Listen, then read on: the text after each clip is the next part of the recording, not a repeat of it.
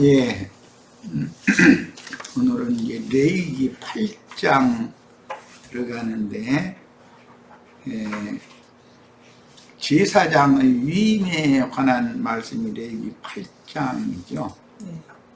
레위기 8장 그 메시지 내용이 꽤 긴데, 일단 1번 차료 다음 카페에 올려놨으니까 그거 다 뽑아가지고 핸드폰으로 같이 읽어가면서 오늘 말씀 나누도록 하겠습니다. 레위기 8장 1절에서 5절 먼저 읽고 시작합니다. 여호와께서 모세에게 말씀하셨다. 이거는 내가 읽는 거는 회복력이기 때문에 약간씩 다를 수가 있어요. 너는 아론과 그의 아들들을 함께 내 앞으로, 하나님 앞으로 데려오라는 말이죠. 데려오고 의복과 바르는 기름과 속죄 제물로 바칠 황소와 순양 2마리와 순양 2마리 중에 1마리는 번제로, 그 다음에 또 1마리는 화목제로 드리는 거예요. 그 다음에 무교병 1 광주리를 또 4개로 가져오라. 하나님 앞으로 가져오라는 거예요. 그런 다음 회막 입구의 모든 회중을 모아라. 그리고 이제 4절로 갑니다. 모세는 여호와께서 자기에게 명령하신 대로 하였고 회중은 회막 입구에 모였다. 모세가 회중에게 말하였다. 여호와께서 다음과 같이 하라고 명령하셨습니다. 일단 그 첫 단락을 문자대로의 그 의미를 좀 보겠습니다. 제일 중요한 것은 바르는 기름이라는 용어인데 이걸 관유라고 합니다. 이건 신약의 용어로는 그 영이라고 그러죠. 이건 이제 창세기 1장 1절에는 태초에 하나님이 천지를 창조하셨다. 하나님 본래 영이신데 하나님이라고 표현했고, 그 다음에 2절에는 하나님의 영은, 즉 하나님의 신은 수면에 운행하셨다. 하나님 다음에 하나님 영이 나왔어요. 여호와의, 이제 그 다음에는 2장 4절 창세기 이후에는 여호와께서 뭐 사람을 지으셨다, 뭐 코에 생기를 불어넣었다. 거기 여호와라는 이름이 이제 기록이 됐죠. 그리고 나서는 하나님의 신 여호와, 다음에 여호와의 영이 뭐 이스라엘 백성들을 어떻게 인도를 했다. 이제 여호와의 영 이야기가 나오고, 그 다음에 선지서, 구약성경의 마지막 부분인 선지서에 가면 여호와의 말씀이 선지자 누구에게 임했다 이렇게 표현했어요. 자, 하나님의 영, 여호와의 영, 여호와의 말씀. 이제 구약 성경에 하나님에 대한 소개가 다 간 거예요. 지나갔어요. 그 다음에 신약에 오면 말씀이 육신이 되셨다 이렇게 이제 시작이 돼요. 그분은 이름이 예수 그리스도다. 그리고 나서 예수의 영 이야기가 나오고, 그리스도의 영, 그 다음에 생명 주는 영, 살려주는 영이 되셨다 할 때 그때부터는 그 영이에요. 그리고 계시록 22장 17절 마지막까지 계속 성령과 신부가 오라 하시는 듯 할 때 거기 성령이라고 우리 번역했는데 그 영이에요. 자, 이제 이런 그 영이신 하나님이 성경에 어떻게 인용이 되는지에 대해서 그 흐름을 따라서 잘 이렇게 이해를 할 필요가 있어요. 그런 구약 율법의 모든 요구를 인자 예수가 오셔서 다 이루셨고, 최후로 부활 승천하셨다가 제자들에게 재림하셨을 때 그 영이 되셨단 말이에요. 오늘 말하는 이 바르는 기름이라고 그랬는데 이 바르는 기름이 관유, 그 영을 의미한다. 최종적인 영을 말하는 거예요. 그 다음에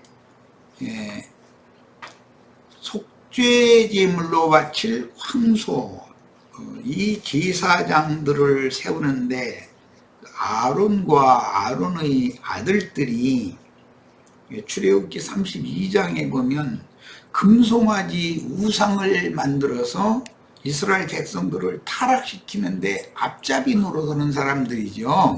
그 사람들이. 그런데 그때 그들을 쳐 죽여버리지 않고 살려놔뒀다가 제사장으로 지금 기름을 붓는 얘기를 하는 거예요. 그러니까 참 하나님의 생각과 우리 인간들의 생각은 너무 다르다는 걸 알 수 있죠. 인간들 같으면 속상하고 분해서라도 내가 저놈한테 내 일을 맡긴다라는 건 참 이건 상상도 할 수 없는 일이죠. 그런데 이제 하나님 앞에 반역자였었고 이스라엘 백성들을 하나님이 원하시는 길로 인도를 하는 일에 협력을 하는 것이 아니라 애굽으로 다시 돌아가자고 하는 하나님의 일을 역행하는 그런 일을 했던 사람들을 제사장으로 지금 기름을 부어서 세우는 말씀을 하시고 있는 거예요.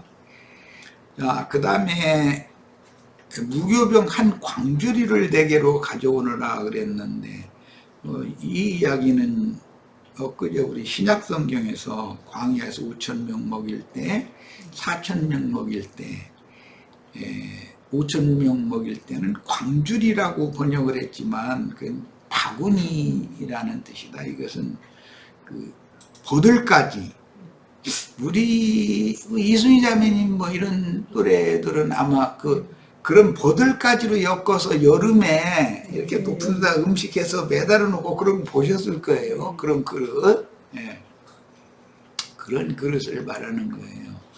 버들가지로 엮은 마른 그릇인데 음식을 보관하는 용도나, 왜냐하면 그쪽에는 중동 지역은 더운 지역이기 때문에 음식을 오래 놔둘 수가 없기 때문에 공기가 잘 통하는 그런 어떤 건조한 그릇에다가 음식을 보관을 해야 됐기 때문에 이런 그릇이 발달했다는 거죠.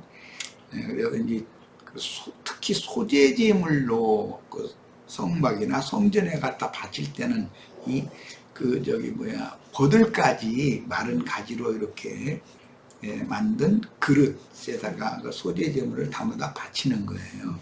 그러니까 여기는 광주리라는 번역보다는 바구니라는 번역이 더 합당하다는 것이죠. 그 다음에 모세는 여호와께서 자기에게 명령하신 대로 하였고라는 것은 아론과 그 아들들 또는 제사장의 위임에 필요한 모든 그 제물들을 하나님 앞으로 가져왔다는 거죠. 그렇게 했고 회중은 회막 입구에 모였다. 그런데 회막 입구에 모일 수밖에 없었던 것은 율법 제도 안에서는 성막 안으로 백성이 들어갈 수가 없었어요.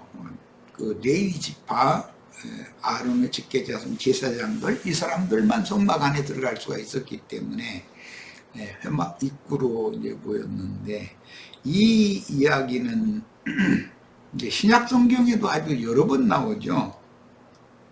일반 백성은 회막 성전 안으로 들어갈 수가 없었으므로 회막문 성전 입구의 행각에 모였다. 이제 솔로몬 행각이라고 그러죠. 근데 그 솔로몬 성전의 행각은 솔로몬 행각이라고 이렇게 불렀죠. 그리고 광야의 이 회막은 회막의 입구라고 불렀다는 거예요. 문 앞이다 이 말이죠. 말하자면 거기에서 당직 제사장들은 안에 들어가서 제사를 하고 하나님 앞에서 제사가 연락된 사실에 대하여 말씀을 받은 것이 있으면 가지고 나와서 솔로몬 행각의 백성들이 기다리고 있으니까 오늘 제사는 이렇게 하나님이 연락하셨고 여러분의 모든 죄와 흠이나 이런 잘못된 것들은 다 용서받았습니다라고 이제 축도를 해줘야 되기 때문에 그때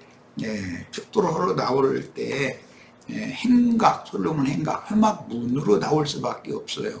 그런데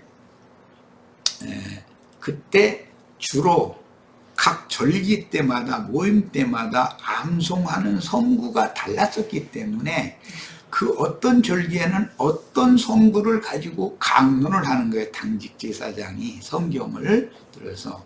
그런데 그 모든 성경의 강론 중에서 가장 중요하게 여기는 계명 중에 어떤 계명이 가장 큽니까? 라고 그 율법사가 예수님한테 와서 물어본 적이 있죠. 신약성경 보면. 그것 보고 쉐마 율법이라고 그래요. 신명기 6장과 11장 말씀. 유일하신 이스라엘의 하나님 그분만을 사랑해라. 그것이 이제 이스라엘의 아주 많은 계명 중에 가장 첫째가고 으뜸되는 계명으로 이제 그거를 계속해서 가르친 거예요. 대대로. 그런 것 등을 설명을 해주는 것이죠. 왜냐하면 12세 어린아이부터 시작해서 이제 죽음을 앞두고 있는 할아버지 할머니들까지 이렇게 모이니까. 그런데 이제 그 모여서 말씀을 이제 듣는 건 이제 여인들이 따로 있고 남자들이 따로 있었고, 이제 유대인들은 그 남녀 차별이라고 하지 않고 뭐라고 우리나라 그 옛날 어른들 보고 그 남자가 여자를 이렇게 남녀 7세 부동석이라고 그러지. 7세 부동석. 그런 관념이 이게 셈조의 관념이란 말이야. 예, 그래서 그들은 모임을 가질 때도 여자들 따로, 남자들 따로, 여인의 뜰이라는 곳에 여자들이 모이고, 나머지는 이제 남자들은 따로 모이고, 이제 그렇게 했어요. 그런데 계수를 할 때는 여자와 어린아이는 계수를 하지 않아요. 그리고 남자 20세에서 60세까지만 계수를 하는 거예요. 그리고 이제 나머지는 어림수로 잡아버리는 거죠. 자, 그런데 성전의 입구에는 이제 그 미문이라고 하는 이제 문이 맨 첫 번째 문인데, 거기에는 많은 예루살렘 성전에 들어가는 문은 동서남북 사방으로 12이나 있으니까 많은 문들이 있으니까 그 미문이라고 하는 곳에는 구걸하는 자들을 메어다가 놨다. 그래가지고 이제 몸이 불편하다든지 어쨌든 자기가 움직여서 삶을 유지할 수 없는 사람들을 이렇게 메다가 거기다 이제 양길 낭하 복도라고 그러죠. 쭉 놓으면은 사람들이 말씀을 들으러 이제 행각에 들어가는 길처에서 동전을 이렇게 던져주고 이제 이렇게 했다는 것이죠. 그러니까 이제 그 히브리인들이 그 신앙생활이 어땠나를 이제 이런 말씀을 통해서 이제 가늠을 해볼 수가 있어요. 그런데 신약성경 사도행전 3장에 보면 40세쯤 되는 사람이 예수 그리스도의 이름으로 베드로와 요한이 선언한 그 영의 말씀을 듣고 은과 금은 나는 없다. 그러나 예수 그리스도의 이름으로 명하노니 일어나 걸어라. 라고 이렇게 말씀을 선포하니까 그 구걸하는 자가 그 자리에서 일어나서 걷기도 하고 뛰기도 하면서 함께 성전으로 들어갔다 그랬는데, 이것은 제사장들이 들어가는 그 성전에 들어갔다는 말이 아니라 솔로몬 행각에 말씀 들으러 모이는 거기까지 갔다 그 말이에요. 이제 오늘날도 성직자의 설교 강단을 지성소로 여기는 기독교계에는 설교 강단은 장로, 목사라는 직임이 있는 사람이나 거기 올라가지, 뭐 집사가 거기 올라갔다 그러면 난리 나죠. 막 혼나죠. 예를 들자면 이제 기독교계가 그런 율법의 관념을 그대로 전수하고 있다라는 걸 보여주는 이제 특징이죠. 그래서 기독교계는 성직자의 자리와 평신도의 자리를 엄격하게 정해서 지키던 유대교의 해막과 동등한 교회당 제도를 접목하여 실행하는데 주님께서 완전하게 해주신 그리스도의 율법은 누구나 회개하고 복음을 믿은 자들은 그 영으로 영적 침례를 받아서 그리스도의 세모 및 교회의 지체들이 될 수 있는 자격을 다 부여하는 거예요. 이게 성전 안에 들어간다는 것은 참 성전이신 예수 안에 들어간다는 것을 상징하는 것인데 누구나 성령으로 영이 침례를 받아서 심령이 죽었던 영이 심령이 살아나면 다 예수 안으로 돌아와서 그리스도 안에서 살아계신 하나님을 섬길 수가 있게 된단 말이야. 이제 이것이 주님이 다 이루어 놓으셨지만 기독교계는 이런 제사법, 성막법에 관한 기본 개념이 이해가 안 되는 거예요. 그러니까 율법과 복음을 섞어버리는 거예요.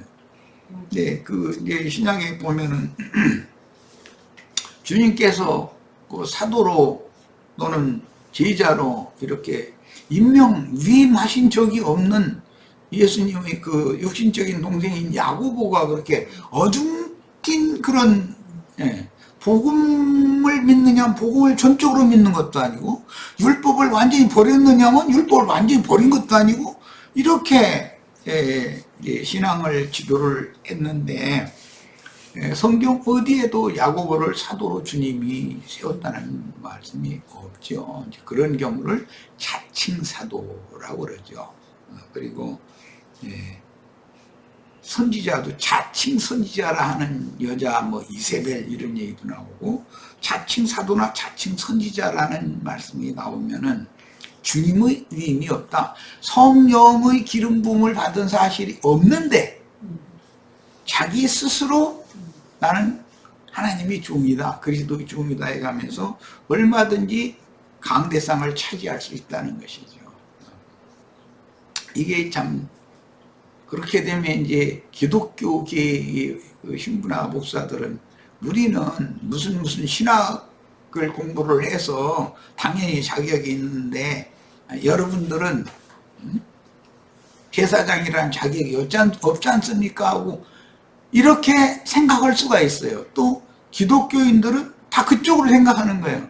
이 말은 주님께서 그 구속을 이룬 다음에 그 영이 되어져서 제자들에게 그 영으로 관유를 부어서 다 제사장으로 세웠다라고 하는 영적 사실이 인식이 없기 때문에 하는 말이에요.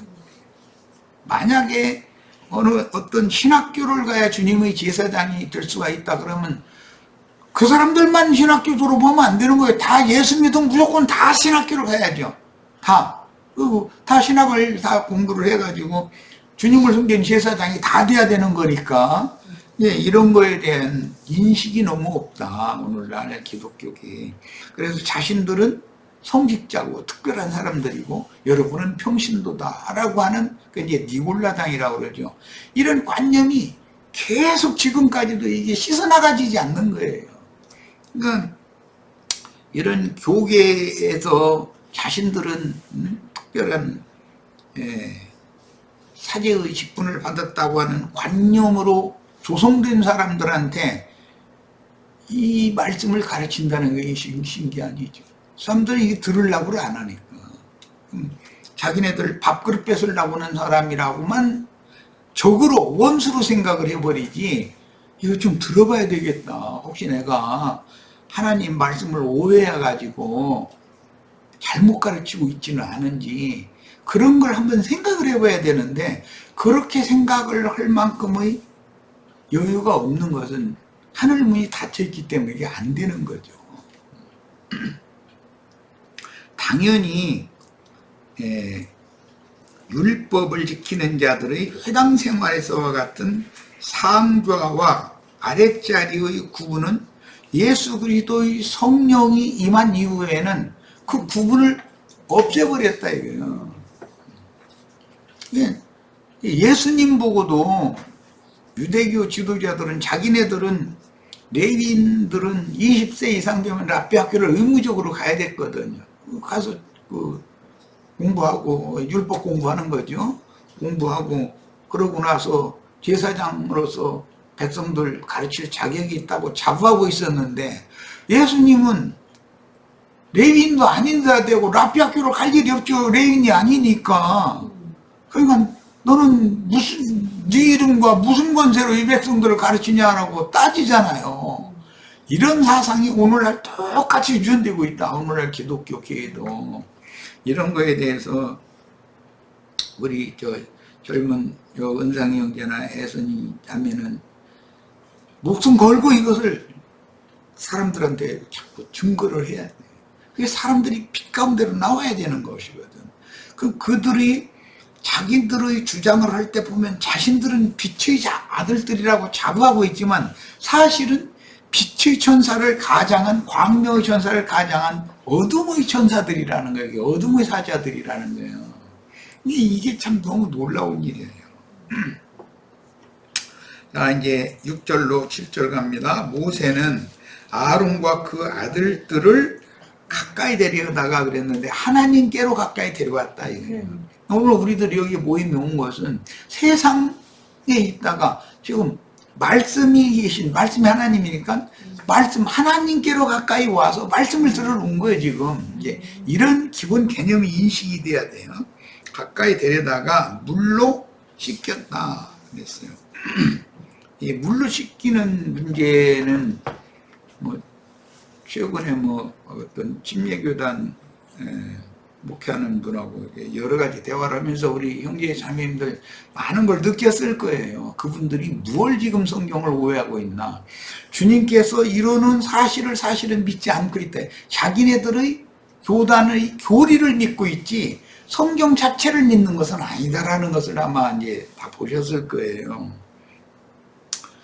예수님이 6월절 마지막 6월절 때 제자들을 대야에다 물을 떠다가 허리를 수건으로 동이고 나서 제자들의 발을 이렇게 씻어준 이야기가 나오죠. 그러니까 이제 베드로가 아니 내가 주님을 씻어드려야 되는데 주님이 어떻게 나를 씻어주시느냐고. 그러니까 내가 네 발을 씻어주지 않으면 너는 나와 아무 상관이 없다 이제 이러니까 그래요? 그러면 발만 아니라 머리로부터 그냥 온몸 다 씻어주세요 이제 이런 거예요. 이게 베드로라는 그 당시의 형제 그 베드로님은 진짜 주님의 일에 대해서 열심히 특심인 사람이었다는 걸 알 수 있는 거죠. 그러니까 예수님이 이미 목욕한 자는 발만 씻어도 된다 이제 그랬어요. 그러면 이미 목욕을 예수님이 베드로 언제 목욕탕에 데려가서 목욕시킨 적은 없잖아요. 그런데 그 뭔 말이냐. 내가 너희를 3년 반이 되도록 말씀을 가르쳐 왔는데 내가 가르치는 모든 말씀을 너희가 믿음으로 받아들였으면 너희는 전신을 목욕했다. 여기 성경에만 전신이라는 건 영과 혼과 몸 전체를 말하는 거기 때문에 너희 영으로부터 혼, 몸까지도 너희는 다 이미 목욕을 해서 깨끗하다. 그러나 매 순간마다 또 발에 티끌을 묻혀올 염려가 있으니 발은 수시로 계속 닦아야 된다. 이제 씻어야 된다. 이것은 내가 너희에게 본을 보였으니까 너희끼리 이것을 행해라. 이제 이렇게 주님이 말씀하셔서 목욕시키는 문제와 수족 발을 씻겨주는 그 문제는 구분된다. 그래서 이제 이것을 목욕시키는 것은 대속죄절일 날 속죄제를 하는 것으로 완성이 되어졌고, 이제 물론 그것은 예수님이 십자가에서 주님이 침례를 받은 이제 그 침례 우리가 이제 믿음으로 참여하면 단번에 목욕도 하고 이제 그 다음부터는 발 씻음을 위해서 교회 생활이 이제 시작이 되고 이렇게 적용이 되는 거예요. 자, 그래서 목욕하는 것과 발 씻는 것이 구분이 되는 거, 이것은 대속죄일 날 단번에 속죄를 받는 것은 목욕하는 것으로 상징이 되어졌고, 매 순간마다 이 생에 사는 동안에 육신의 생각에 떨어져서 세상사를 너무 집착하고 세상사에 이끌려가고 주님의 말씀에 대해서는 까맣게 잊어버리고 이런 것은 반드시 매번 돌이켜야 된다는 거예요. 예, 그 양면을 잘 이해를 해야 되겠어요. 이게 교회 생활이랑 참 중요하죠. 모세는 아론에게 그 다음에 긴 속옷을 입혔다 이랬는데 이 속옷 이야기는 굉장히 난해하고 어렵기 때문에 조금 이따 이제 성경을 찾아 읽을 거예요. 그 다음에 허리띠를 메어주고, 그런데 허리띠가 있고 가슴에 띠는 금띠가 있어요. 성경에 보면 허리띠는 겸손의 띠, 이제 사랑의 띠라고 그러고, 허리를 동인다라고 하는 것은 굽혔다 이런 뜻이니까 제자들에게 주님이 허리를 굽혔다라는 뜻이니까 당연히 뭐 대야에다가 발 벌리라고 발 이렇게 뻗으라고 해놓고 물 뜨다가 허리 동이고 제자들이 발을 씻으려면 예수님이 그 숙여야지 뭐 제자들은 뻣뻣하게 하셔야 되고 그래서 나는 섬기는 자로 왔다 이제 이런 표현을 하셨었어요. 예. 목자라고 하는 것은 양무리를 섬기는 자가 되어져야 된다. 그래야 천국에서는 섬기는 자가 큰 자가 된다. 이제 이렇게 표현이 됐죠. 그 다음에 이 허리띠라는 것은 겸손의 띠요 사랑의 띠지만 가슴에 띠는 띠가 있어요. 금띠. 이것은 하나님의 구원의를 보여주는 거예요. 그것은 나중에 또 이제 설명할 거예요. 왜냐하면 금줄로 12보석을 이렇게 꿰야 돼. 그것을 가슴에 이렇게 떼야 됐기 때문에 금띠를 가슴에 띈 걸로 이렇게 표현을 했어요. 그 다음에 여기 속옷은 두 가지가 있는데 그래서 하나만 얘기를 해놨고 겉옷을 입힌 다음에 그래서 그 겉옷이라고 하는 것은 순청색이고 속옷은 두 가지인데 전부 순백색이에요.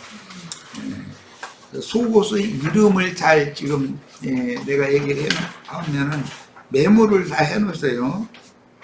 고의 속옷이라는 속옷이 있어요. 그것은 반바지 정도 무릎 바로 위에까지만 이렇게 내려오는 맨 살에다가 입어라 그랬어요. 그 고의 속옷이라고 그래요.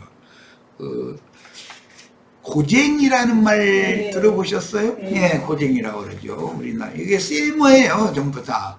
우리나라 사람들은 쌤족이기 때문에 성경 읽어도, 아, 이건 뭔 말인다라는 걸 금방 알아이 참 감사한 일이죠. 그 다음에 이제 속옷인데, 반포소의 속옷이라는 말이 있어요. 그 반포라고 하는 것은 어떤 포장을 이렇게 할 때 사용하는 그 천을 호지 않고 이렇게 많은 거예요. 몸에 이렇게 두르는 거예요. 네. 그런데 그걸 끌리도록 이렇게 길게 이렇게 두르는 거예요. 이게 속옷은 고쟁이로 속옷으로 이렇게 고의 속옷으로 지어서 만든 맨살에 입는 속옷이고 여기에 말한 대제사장이 입는 속옷을 입히고 했을 때 이 속옷은 기인이라는 말이 있는데 이건 끌리는 이라는 뜻이에요. 끌리는 옷이에요. 그런데 이 끌리는 속옷은 호지 않았다. 호라는 말은 이것도 이제 한자어인데 혼다라는 말은 왜 주머니 이런 거 이거 혼 거지요. 이렇게 그냥 통천으로 쭉 있으면 호지 않은 것이고 그 어느 부분을 이렇게 겹쳐가지고서 꿰매서 하면은 호주머니라고 그러죠. 그냥 주머니라고 그러지 않고 우리 쌤족은 호라는 말을 꼭 써요. 호주머니. 호했다 이거예요. 이게 쌤족 언어라는 게 좀 쉽지 않죠. 굉장히 어렵죠. 그런 그 개념을 이해하시길 바래요. 이게 대제사장은 맨 속에다가 고의 속옷을 입고 맨살에다가 그 다음에 또 속옷을 입는데 속옷을 겹쳐 입는 거죠. 그런데 이것은 천으로 두르는 형식으로 호지 않은 그 천을 이렇게 몸에 휘감는 거예요. 그리고 이제 띠를 띄어서 흘러내리지 않도록 이렇게 하는 옷을 입었어요. 그걸 긴 속옷 이렇게 표현을 했어요. 다른 표현으로는 끌리는 속옷이라고도 표현을 했어요. 이건 이따 성경을 읽어볼 거예요. 그 다음에 두 가지 속옷인 두 가지인데 그건 순백색이고, 그 다음에 긴 속옷보다 약간 짧게 그 발목 거기까지만 내려오게 하는 순청색의 겉옷을 입어요. 왜 이 옷의 색깔에 관한 것은 이제 나중에 이제 설명을 할 거예요. 백색이라고 하는 것은 순결성을 특히 강조하는 것이고, 청색이라고 하는 것은 하나님을 대면하여 볼 수 있는 맑다, 맑은 맑은 유리 같은 그 청색을 표현할 때 그렇게 표현을 하는 거예요. 자, 다음에 에봇을 입혔다. 그 위에다가, 그러니까 속옷 2개 입고 겉옷 입고 에봇이라고 하는 옷은, 이제 에봇은 두루마기와 같은 것인데 그것은 팔을 가리지 않아요. 그 두루마기 형식인데 조끼 형식으로 돼 있는 거죠. 이 팔을 가리지 않고 팔을 요 부분을 딱 잘라버린 거죠. 그리고 그 에봇 가슴 부위에는 흉패라고 하는 주머니를 이렇게 부착을 해서 에봇을 입는 거예요. 그 다음에 에봇띠를 주어서 에봇이 꼭 붙어 있게 하였다.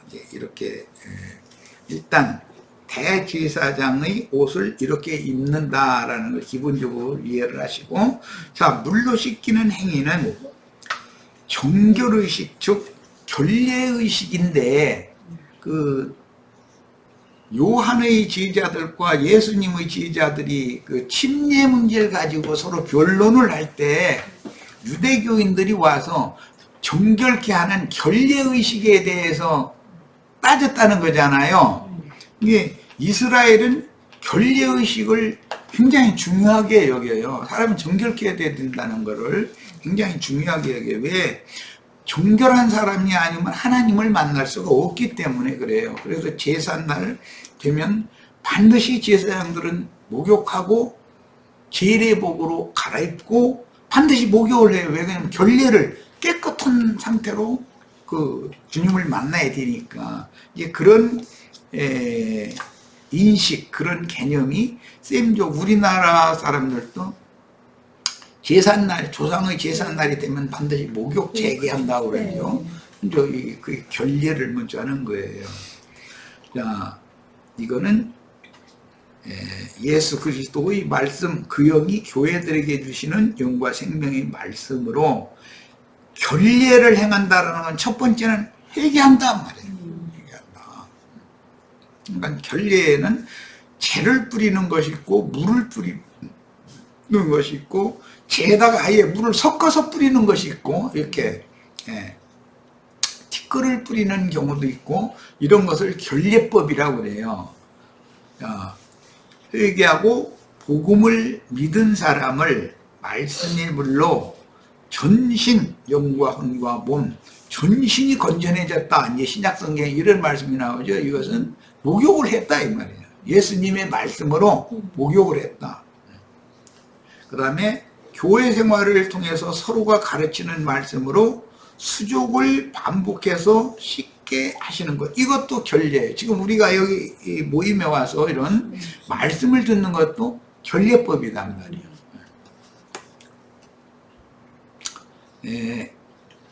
피를 뿌린다라는 말씀이 첫 번째 이제 나오고, 그 다음에 물을 뿌리는 얘기가 나와요. 예수님이 십자가에서 죽었을 때 로마 군병이 그 창으로 옆구리를 찔렀더니 피와 물이 나왔다 그랬어요. 그리고 그 피로 씻고 물로 씻어진 사람들이 아담의 배필이 된 것처럼 아담 옆구리에서 뭐 갈빗대를 꺼내 가지고 뭐 저 여자를 찧었다 이랬는데 그리스도의 몸된 교회를 그렇게 짓는 거였죠. 그러니까 피를 뿌려서 정결케 하고 물을 뿌려서 정결케 한 두 양간 정결제법에는 두 가지가 있다는 걸 이미 말씀드렸어요. 전신 목욕시키는 건 피 뿌리는 거죠. 대속제절일 날. 그러면은 전신이 건전해졌어요. 그런데 신앙생활을 하면서 여전히 세속과 접촉을 계속 해야 되기 때문에 물로 계속 또 뿌림을 받아야 돼요. 자, 이 피와 물이라는 건, 피는 생명의 말씀을 강조하는 것이고 물은 그 영의 말씀인데, 피도 아벨의 피가 있고 예수의 피가 있고 그리스도의 피가 있고 하나님의 피가 있어요. 성경에는. 그러면 하나님은 영인데 하나님이 무슨 어떻게 육신적인 피를 흘리겠어요? 그래서 그리스도의 피는 하나님의 피라고 그러고, 아벨의 피로 예시된 피 흘렸다는 건 인자 예수께서 흘린 예수의 피단 말이에요. 이제 이런 것도 성경 읽을 때는 잘 구분을 하면서 읽어야 됩니다. 그 다음에 대제사장의 긴 속옷은 순백색의 반포옷이라고 그러는데, 이것은 끌리는 옷, 조금 전에 긴 설명을 했어요. 이것은 오지 않고 통으로 짠 옷이다. 신약성경은 번역을 이렇게 했는데, 그냥 천을 짠 걸 가지고, 짜여진 천을 가지고 두르는 거예요, 몸을 이렇게. 중근동 사람들은 뭐 머리도 이게 이렇게 천 가지고 두르고 몸도 이게 두르는 데나 둘러서 딱 해서 이런 거 보면은 참 습관이 돼서 그런지 참 잘하죠. 우리는 그거 하라고 해도 못해. 자, 대제사장의 그 다음에 이제 허리띠인데, 예수님께서 마지막 유월절 때 허리에 수건을 동였다는 건 겸손의 띠이고, 그 다음에 사랑의 띠예요. 그러나 이제 가슴에 금띠를 띈다는, 사실은 금줄이죠. 그게 금띠가 아니고 금줄, 거기다는 12보석을 매다는 거예요. 근데 그 구분을 잘 하셔야 되겠어요. 그 금줄이라는 것은 하나님의 엄유하심, 하나님의 구원이, 이제 이런 것을 강조하는 거예요. 반면에 구속을 이룬 예수님의 그 영께서 가슴에 두르시는 금띠가 이제 계시록에 나오죠. 이게 이것은 출애굽 28장에서는 금줄을 이렇게 늘어뜨린다고 돼 있지, 금띠라고 돼 있지가 않죠. 그런데 어떤 금으로 돼 있는 줄을 그걸 띠라고 이렇게 금띠 이렇게 표현을 한 거예요. 거기에는 12보석을 매단다라는 걸 염두에 두시면 되겠어요. 자, 이제 끝날 시간 다 됐는데 시간이 다 된 거예요? 아, 40분. 왜 유료로 안 40분. 아니. 그러면은 이게 내 이름으로 그게 접속이 돼서 그래. 다음 시간에 홍영기한테 전화할게. 오케이. 그러면 저 시간 여기서 마치고 잠깐 쉽니다.